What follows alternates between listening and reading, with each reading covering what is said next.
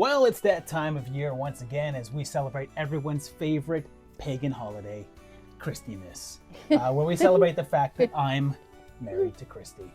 It's really nice of you guys to honor our marriage like this every year and give each other gifts. I mean, so I figured this video would be my gift to you guys, and we're celebrating the 12 days of Christmas.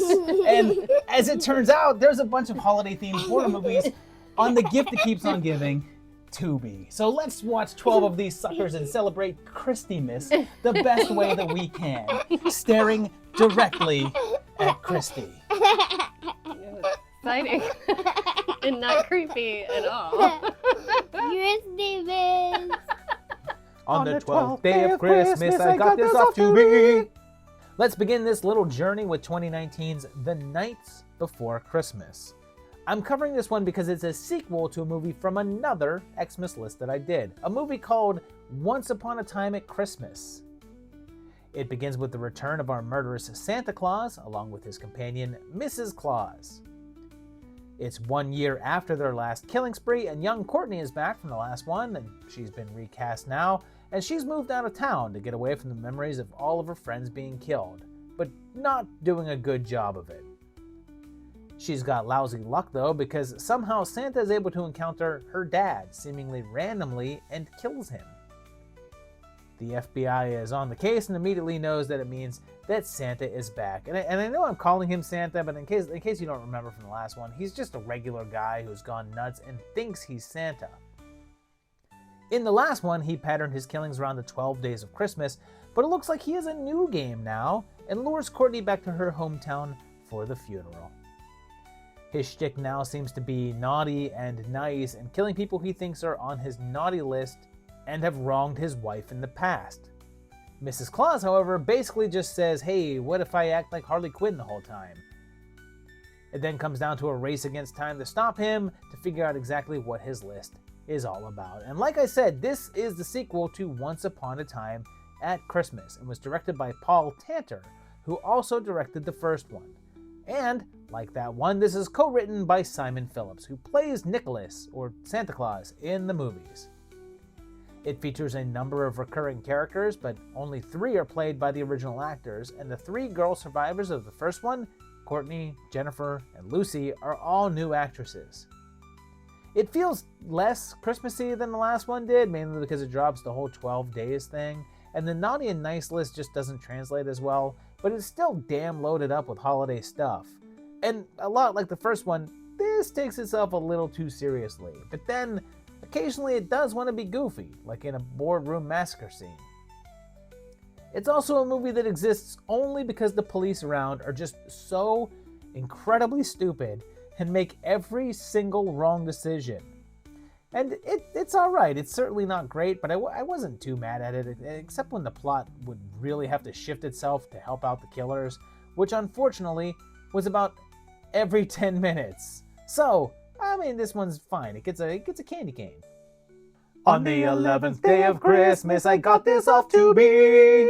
Our next little gift is from 2017, and it's called Mercy Christmas. We meet Michael Brisket, and he's really into the holiday, but he gets sucked in by his dick boss for this big project, and the deadline is right on the eve. But there's also a killer on the loose. Looks like he's also collecting people and kidnapping them. Michael meets a woman in his office and invites her to his house for a Christmas party, but she's the only one to show up. But they hit it off, and she asks him to her Christmas Eve dinner the next day. Her family seems uncomfortable with him there, and her ex-boyfriend brings some extra tension. But things really escalate when it turns out that his new friend is related to his boss, and he's been drugged. Those kidnapped people are there as well, and they're dragging them away and killing them, but they make sure to chain Michael down and still make him complete his work. Their plan is to make him finish the project before using him for Christmas dinner, but there's more complications when one of them brings over his new girlfriend, a cop, who seems to be into their lifestyle but also has reservations. It's then up to Michael and the other captured people to figure out how to survive and avoid being a holiday ham. And this was the first full-length feature for director Ryan Nelson, who had done a number of shorts before this. He's also very active as a grip in a number of big productions and even worked on the first Avengers movie. He also wrote this movie in collaboration with his wife, Beth Levy Nelson, who is also very active in the industry in the casting department. It was actually pretty well reviewed when it came out, getting some nice attention from film festivals and some horror sites, and it's pretty fun. It ventures into torture porn territory at times, and it's certainly not a concept that hasn't been done before, but it's well told and pays attention to its characters, and the final act is a ton of fun. It's also just loaded full of the holiday, with it being the whole central focus and deaths involving things like Christmas lights. And I liked it. This one gets itself a gingerbread man. On the 10th day of Christmas, I got this off Tubi. It's time to take a look at one that doesn't have the word Christmas in the title, and it's 2022's Werdeer. It opens with a pair of hunters out in the woods, and they say that it's around the holidays, and they're both attacked by an unseen creature. There's then a young couple that are headed out on a trip to see Max's family, and it's the first time that Hannah has met them, even though they've been dating for 3 years. He thinks they're really weird, and they're oddballs, but they're nice enough. There's extended family, as his mom and dad are both dead, and there's some deer around, and one bites Hannah on the hand. That night, under the full moon, she starts to feel the effects, and to the tune of a Christmas carol, a bit that's a nod to American Werewolf, she starts to change, growing furry hooves, and then becoming this, which is probably cuter than they were shooting for. She then runs off into the woods, causing Max and his family to go out looking for her, with deadly results. So this was directed by Andrew Dyson, and he also hasn't directed a whole lot. His only other feature was a horror film called The Beckoning, so this was his only Xmas-related feature, and seemingly also his only horror comedy. It's pretty low budget, and it's clearly made tongue-in-cheek, but it also seems to know when to take itself seriously, since it's not a purposefully made bad movie. The budget that's listed on IMDb is $10,000, which seems about right, since it definitely isn't what you call a backdoor movie, but it also has a fair amount of polish to it, so it doesn't feel like a totally amateur production. In terms of levels of Christmas, this one has the least of it so far. Sure, there's Christmas stuff all over the place with decorations and stuff, but outside of everyone gathering together, it's not a major part of the plot, and you could have set this at another time of year and just had a family reunion or something, but it still feels holiday enough because of the set dressing. And it's enjoyable. It's a little drawn out, even at 1 hour and 10 minutes, but I had a good time with it. Besides, it's hard to get mad at the Werdeer design since it's so freaking adorable. This one gets a pair of socks. Not the best gift, but you'll use them. On the 9th day of Christmas, I got this off Tubi. We're going a little further back for this next one because this is from 2011, and it's a Kadab Christmas. Once again, it's the holiday season, and it starts with a bunch of guys at a bar, and a bloodied up man enters and asks for the bathroom. He sits down and starts his story, explaining that he's the janitor of the local university and saw something weird up there when a bunch of the medical cadavers started walking.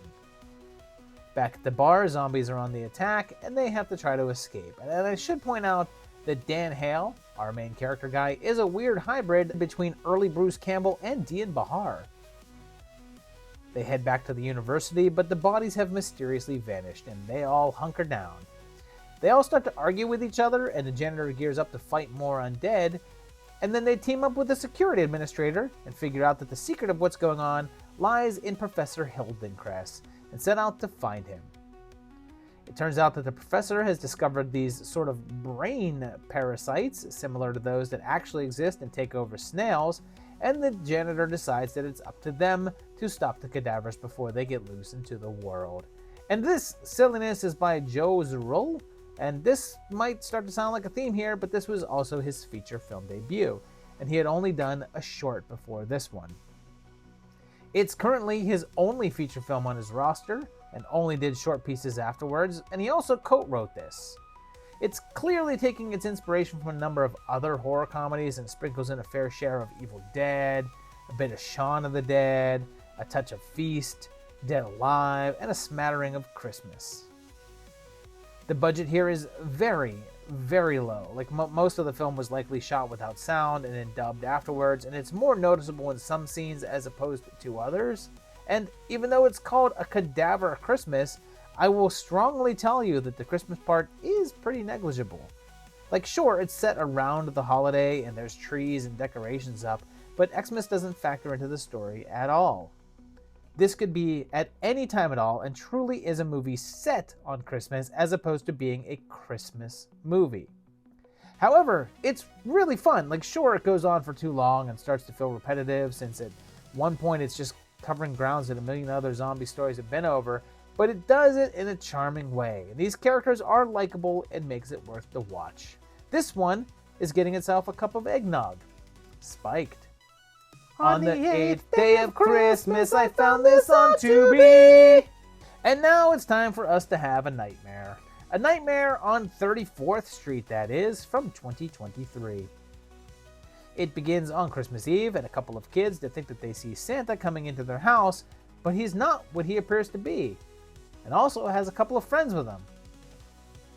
Santa has a mangled face, and when the little girl asks him for a present, he gives her a creepy doll, and it jumps ahead 5 years. It's said that they never found the little girl, but her and Santa show back up to, I guess, kill the new family there and the police to come to investigate. This turns out to be a story that a different Santa is telling a little boy, and hey, I have that same sweater. The ending of their story is told in animated form, and he then goes on to a different story based around a different doll. This one, a snowman called Mr. White. This one's about a ventriloquist with that snowman puppet, and he's down on his luck and out of a job, and his little guy seems to have a mind of his own. When his girlfriend leaves him, he falls into a drug habit and has flashbacks to his father who gave him his puppet and potentially his mental illness, and it seems like his pops was also a suspect in a series of mysterious disappearances before killing himself. Now, it seems like Henry may be going down that same road. Or is it Mr. White after all? The third tale is called Merry Krampus and features a little robot toy and a boy named Luke, and his mom and dad are no longer together. He and his friends sneak into a local house where they heard the man who lives there it was actually Krampus, but when hubby seems to regret leaving in the first place, the Kramp shows up and starts the violence, unless someone else is responsible. The next tale is called The 12 Kills of Christmas and involves some sort of knife and a young priest. A troubled young man stops to see him and leaves inside a box, which seems to have some sort of a curse on it, and is tied to this girl and her family, and something about the box drove her mother to kill herself. But then things escalate when a killer, all dressed in white and wearing a mask, shows up and starts the body count. So clearly this is an anthology horror tale, and all of the stories were written and directed by James Crow, and this breaks our trend of first-time feature directors. Crow had previously done a number of shorts, but also a film called Curse of the Witching Tree, and one called House of Sale, and a few others. It's a British film, and the budget was pretty low at £150,000, which is just under 200k American, which is low budget, but not too low. And in terms of Christmas, it does factor into all these plots, although I'll say that even with that, it doesn't feel overly Christmassy. Like, with the exception of the crazy Santa stuff at the beginning, most of the other stories, including the Krampus one, feel like they could take place at any time. Also, it's over 2 hours long, which is its biggest crime, as it just feels like it drags on, and on, and on, and on. I won't outright say that it's terrible, because in the end, it's fine. Like, there's nothing here that will make you hate it, but it's mostly just dull and uninspired, and you've seen all this before, and done better. So this one gets a lump of coal. On the 7th day of Christmas, I found this on Tubi. Let's go on now to one that sounds like a sequel to something I've covered before, and it's 2021's Sister Krampus. But it's not connected, and I'll talk about that in a minute. This one starts on Christmas Eve in 1943 during the war, and since I'm looking at Jeff Kirkendale, I'm assuming that this is a Polonia project, especially since it's also got Jamie Morgan and Danielle Donahue, more of his regulars, and a nun is kicked out of a convent. It looks like there's something out there killing soldiers that's not Germans, and it's the Krampus in this extremely convincing costume. He takes the nun in, and it jumps to modern times in Austria, and it's Christmas Eve once again. These two sisters are on holiday after the death of their cruel father and stumble across a group of people doing a ceremony dedicated to Krampus and looking like it's not exactly Christmas time and instead set around midsummer or something. They encounter that nun from the beginning, and when she looks at the girls, this is what she sees.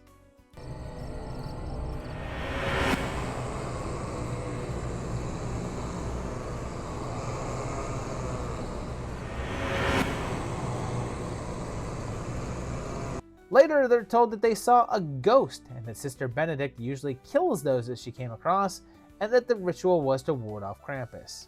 Mary comes down with a sickness while Jody goes off to learn more about the town's superstitions and encounters Sister Krampus herself and her zombie soldier slave. But when Jody goes missing, it's up to Mary and the innkeeper to find her and face down Sister Krampus. So yeah, this is by the Polonias, Mark and his son Anthony, who co-direct this one together. And even though you'll be tempted to think that this is related to the couple of Mother Krampus movies, it's not. It stands on its own. Weirdly, considering that it's about something that's related to Krampus, there's not much Christmas happening here. It's set on the holiday, but could take place at just about any time, really. Like, there's not even much in the way of Christmas decoration, and considering that the weather is pleasant and the trees seem green and lush, I'm not even sure that it's wintertime. And I just have a soft spot for the Poloni Pony, and I got a kick out of this one. I think his films work best when he's not trying to be silly and actually takes them seriously, which he's doing here, for the most part. And look, it's not good. If you're not a Polonia fan, this isn't going to be the movie to change your mind. And it's certainly not one of his better ones, but it's one that I enjoyed, even though most people wouldn't. So I'm giving this one a fruitcake. On the sixth day of Christmas, I found this on Tubi. This next one is from 2017, and let's take a look at I'm Dreaming of a White Doomsday. It's Christmas and this family is prepped to celebrate, but something weird happens when she goes outside, and instead of a snowy wonderland, it's a wasteland.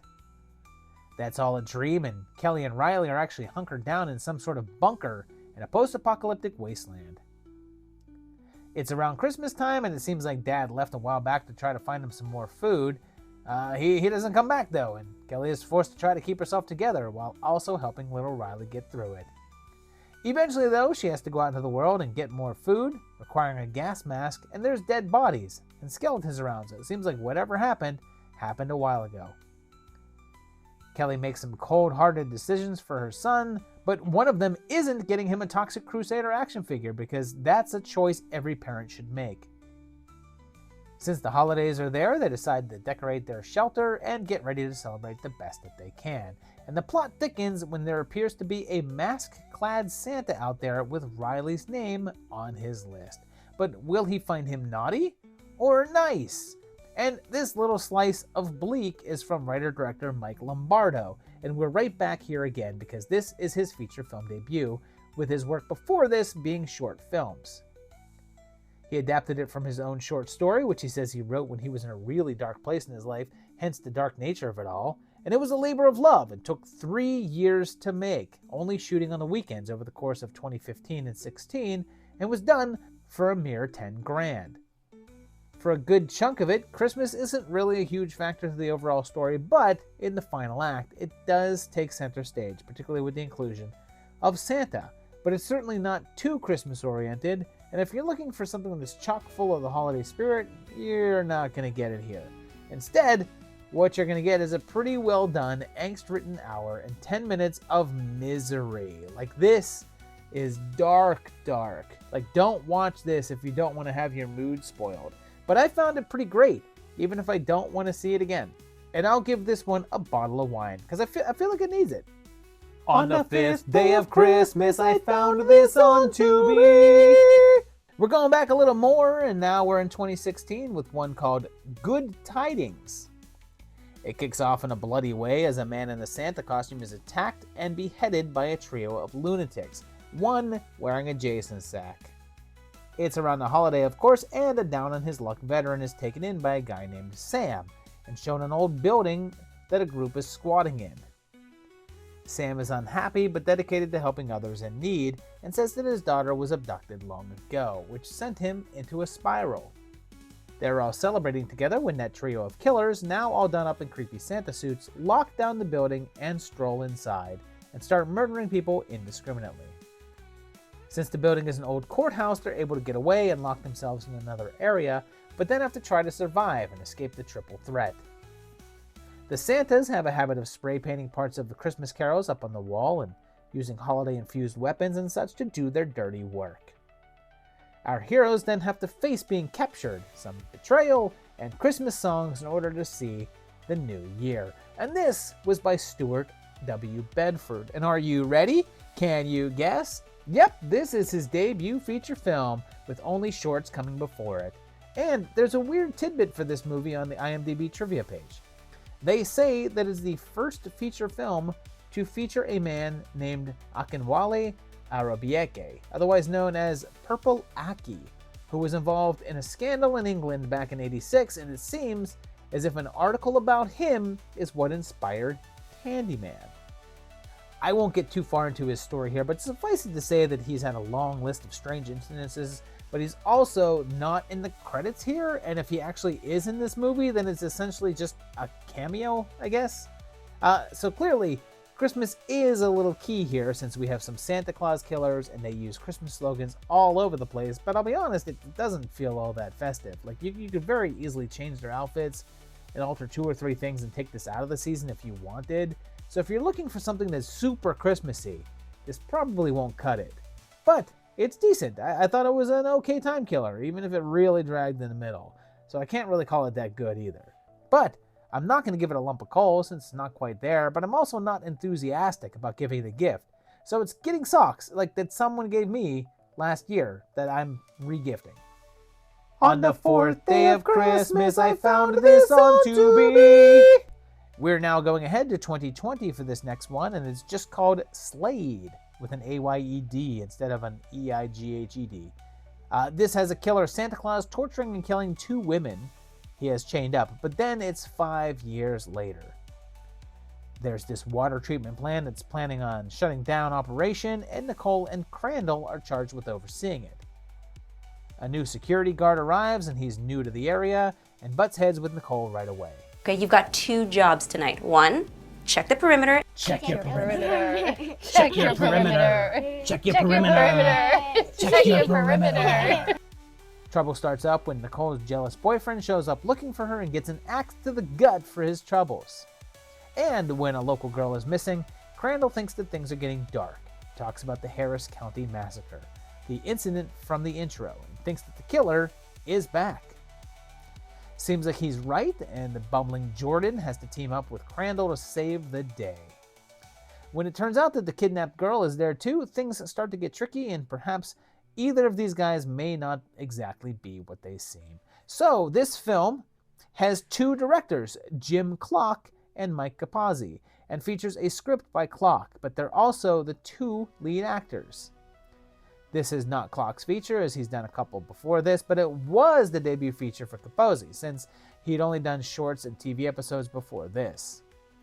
Both of them seem to be a little bit more focused on their acting careers and have more credits there, and Clock was even in Santa Jaws, a Christmas classic. This was apparently shot on a very low budget, although that number isn't available, but it was shot over the course of 10 days during COVID, which is likely why the cast is so small and most people don't appear in that many scenes together. Given that title though, I have to tell you, it's barely Christmassy. Like, the killer is not around that much, and in the intro he's all decked out like Claus, but doesn't show up in that outfit too frequently. Plus, setting it in a water treatment plant in California doesn't exactly scream holiday spirit, and there's a big lack of decorations and such. This one definitely could have been set at any time at all, and if you switch out that killer costume, it's not Christmas. But it's not bad. It's a little obvious with where it's going, but it's decent, if unremarkable. And this is another one that's not getting a nice gift. I'm going to give it some Christmas cookies, but not ones I baked, ones I bought. On the 3rd day of Christmas, I found this on Tubi. This next one is another film from 2020, and this is called 13 Sleighs Till Christmas. It opens with a fake trailer for a fake movie called Dear Santa, but it's just on the TV set, which then has some news stories about a series of killings that plagued the town recently. The TV set is at a bar, and a bunch of people there are on Christmas Eve, including a Santa, and they decide to take turns telling stories. The first is about a couple of sisters having a holiday together for the first time since their mother died, but when one goes into the basement, she finds her sister's dead body. So who's that upstairs? The next story has a dad and daughter, and her mother died a while ago, and this is Christmas. And then Stephen gets a phone call from a mysterious man who says that they have a bargain and the time is up. The third story is a couple of friends doing a gift exchange, and the present is a new knife, but the other one is a book of photographs with some shocking inclusions. The next one is a guy who's down on his luck and trying to find himself when he gets a mysterious visitor who says that he's his guardian, although not necessarily an angel. In fact, it's the opposite of It's a Wonderful Life. The next one is about a couple of thieves breaking into a man's house whose family was killed by a hit-and-run driver who just so happens to be one of the thieves. And he intends to kill the man and does so, but the spirit of Christmas may have something to say about their actions. There's then a dad who tells his son about Kringles, Santa's helper who watches kids when Santa can't, who kills the parents of unruly kids and then takes them away to the North Pole. And he shows up and is a dirty clown. And look, I'm not going to rattle off every one of these because there's 13 different stories, each one by a different director. And most of them are low-budget folk who mainly do shorts and anthology collections like this one. It was apparently arranged before COVID, but some of the shorts had to be produced during the period, and some of the segments had to be changed in order to accommodate not having people around. If you're into the backyard horror scene, you'll see some familiar faces like Drew Marvick, Sean C. Phillips, Sadie Katz, Jennifer Nangle, and a whole bunch more people.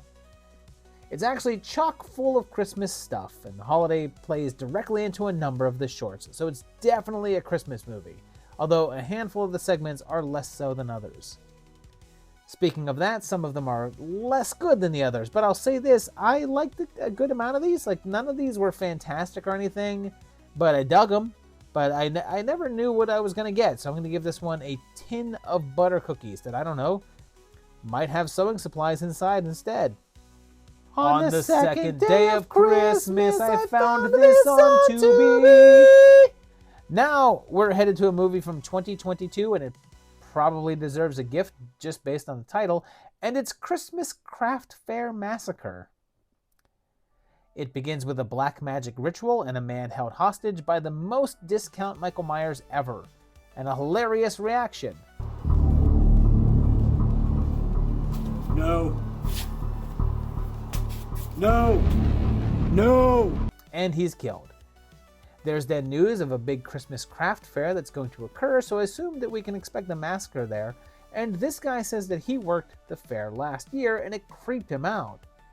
He says that the school where they're holding it is built on the site of an Indian burial ground, and his friend is a psychic, and the whole scene is the two on the phone.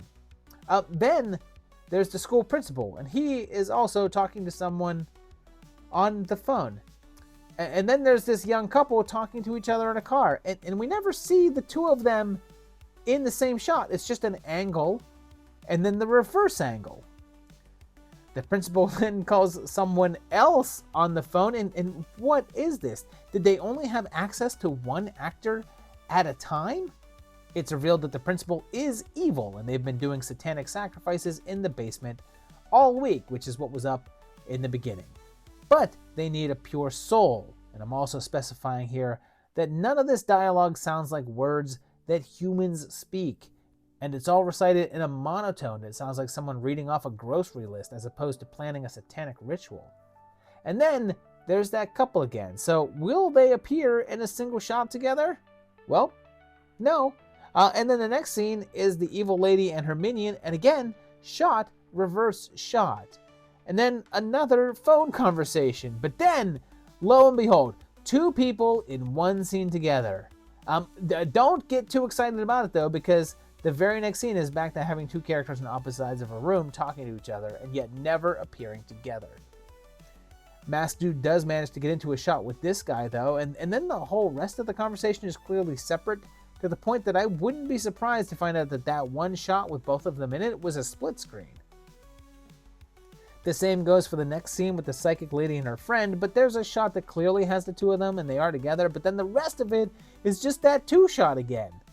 But then there's more phone conversations, astral conversations, more phone calls, and lots of stock footage. And this was by a guy named Max Raven who directed this. And yes, it's his feature film debut, but more than that, it's his only film credit whatsoever. On his IMDb, the only other thing listed at all is him as an actor in a single episode of Arliss from 1998. And this is ridiculous, but oddly fascinating in its own way. Like, after a while, I stopped paying any attention at all to the story it was telling. So I can't tell you what happened after a certain point, but I was just drawn into watching how they made this. I mean, it's clearly done for about $50, but like I said a whole bunch of times, it really seems like they just made this movie over like a long period of time, possibly during COVID, and someone would be like, I'm available next Thursday. And the person that they're in a scene would be like, I'm not available then, but I'm free the following Monday. And then they just went forward with it like that. And I know I said that, but this is an hour and 11 minutes. And that novelty did wear off after around 40 minutes, maybe a little bit before, who could tell. So yeah, I'm giving this one a lump of coal, but I'm also going to sneak it a candy bar for making me question existence for a moment. On the first day of Christmas, I found this on Tubi. Okay, I saved what I think will be the most Christmassy for last, and we're going to 2012's version of A Christmas Carol. It's set in 1943 and begins with Dickens himself reading the story. And much like any version, it begins with the anniversary of Old Man Marley's death, and Scrooge himself being a general dicknob. Of course, he has an employee named Bob Cratchit, and on Christmas Eve, he goes home alone. Everything is darker and spookier than you'd think for this story. That night, he's visited by the spirit of Marley, who says that he's been unable to leave due to being bound to the money, and says that he'll be haunted, and soon assaulted with a bunch of horror movie-style imagery. Then, the ghosts arrive, starting with the ghost of Christmas Past, and as you'd think, he takes him back to Scrooge's childhood. He also sees his years as a young man and his lost love, who he chose his business ventures over. And then the next ghost is the ghost of Christmas Present, and that one takes him to Cratchit's house, where he is told that Tiny Tim doesn't have much longer to live, which bums old Scrooge out.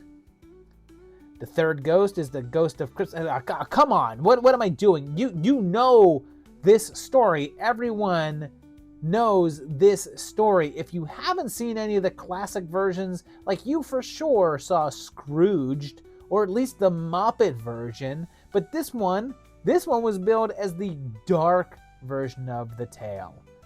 It was by Jason Figgis, and it may not have been his feature debut, but it was pretty early on in his directing career.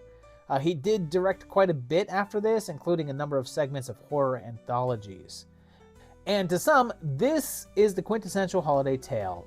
And this is that tale. Honestly, there's not much in the way of changes to the overall storyline, especially since it's meant to be a horror go at it, but there's not much of that going on. Like, sure, it's darker than most and looks spookier, but the story's played straight. And let me tell you, it does not move quickly. And for how many times I've seen this done, each time seems to revolve around the ghosts and how they're interpreted. And we've gotten some cool versions of them, like particularly Future. But here the ghosts are minimal effort and on the lowest budget possible. But not even featuring anything in the ways of like cheap creativity. They're just dull.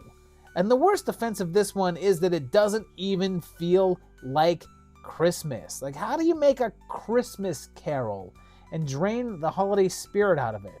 Well, I mean, I don't even really know, but this one manages it. Like, no, wait, it doesn't just manage it. It excels at it because there's no Noel going on here at all. So Yeah, this one's getting a lump of coal. I wanted to come up with some other sort of joke here, but this one doesn't really deserve the extra effort. I mean, it didn't give me any. So there you have it, 12 movies to celebrate Christmas. I'm so glad you guys are celebrating with me. I do this every year, and it's nice of you guys to celebrate this holiday with me as well. I know that not everyone can have a Christy in your house. We're working on that, though. We're working on that. I think there'll be a way to do it, but we'll figure it all out. But yeah, these were pretty fun. I enjoyed quite a bit of these. Some of them were crappier than others, but I thought that they were fun. Let me know which of these you like. Let me know what your favorite part of Christmas is. Is it the songs? Is it the cookies that she bakes? Is it the crazy meal that she makes every single year to make me fatter and fatter? Is it that? Tell me. Put it in the comments down below, or just wish us a happy holidays, whichever holiday you want to wish us, because we celebrate pretty much all of them. So tell us that. Like this video, subscribe to the channel, do it for Christy. And Do also, it for Stella. go to the Patreon page at for the patreon.com/movietimelines. It is the poor gift that kids. keeps on giving all year round. You could do that for as little as $1 a month. It's cool. And I will see you very shortly for another great video. And I wish you guys all the best holiday season and have a wonderful, wonderful time. Happy holidays. Christmas. Yes. And Christy. If you